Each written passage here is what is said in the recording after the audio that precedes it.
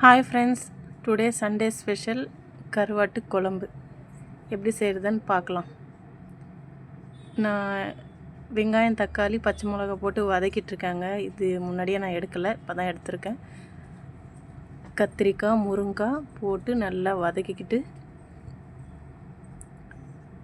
கொஞ்சம் நிறைய போட்டிருக்காங்க. நம்ம வீட்டில் கத்திரிக்காய் நல்லா சாப்பிடுவாங்க, அதனால் அதிகமாக போட்டிருக்கேன். நம்ம மரத்தில் முருங்காங்க மரம் கொஞ்சம் உடஞ்சி விழுந்துச்சு, அதனால் கொஞ்சம் நிறைய முருங்காய் போட்டிருக்கேன். கத்திரிக்காய், முருங்காய் போட்டு நல்லா வதக்கி எடுத்துக்கிட்டு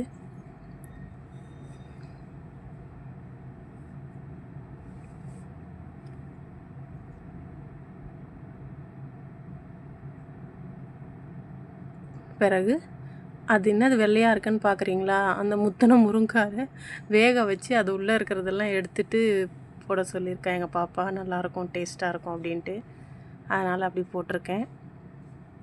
ஏதோ ஒரு சத்து வயிற்றுக்குள்ளார போகுது இல்லையா, அதனால் போட்டிருக்கேங்க. கருவாடு நெத்திலியும் வாழையும் கொஞ்சம் இருந்துச்சு, அதை சேர்த்து அப்படியே போட்டு அதை கொஞ்சம் நேரம் அப்படி இப்படி 2 பரட்டுட்டு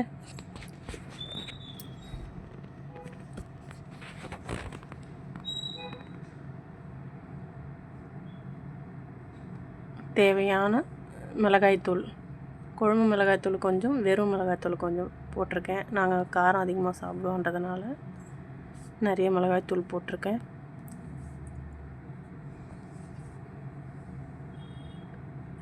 அதிகமான குவான்டிட்டி இருக்கிறதுனால கொஞ்சம் கலக்கிறது கஷ்டமாக இருந்துச்சு.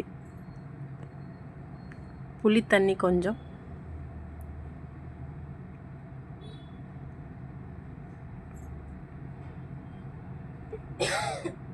நல்லா கலக்கி விட்டுட்டு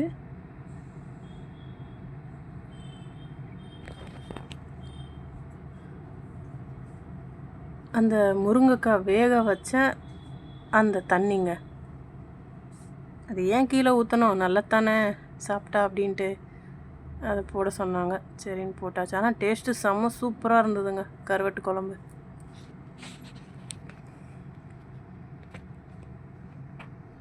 நல்லா மிக்ஸ் பண்ணிவிட்டு கொஞ்ச நேரம் கொதிக்க வச்சு நல்லா வேக வச்சு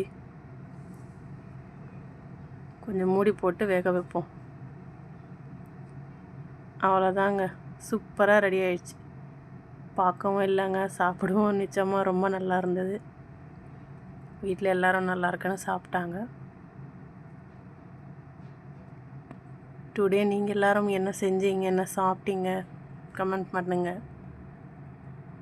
ஓகே, பாய்.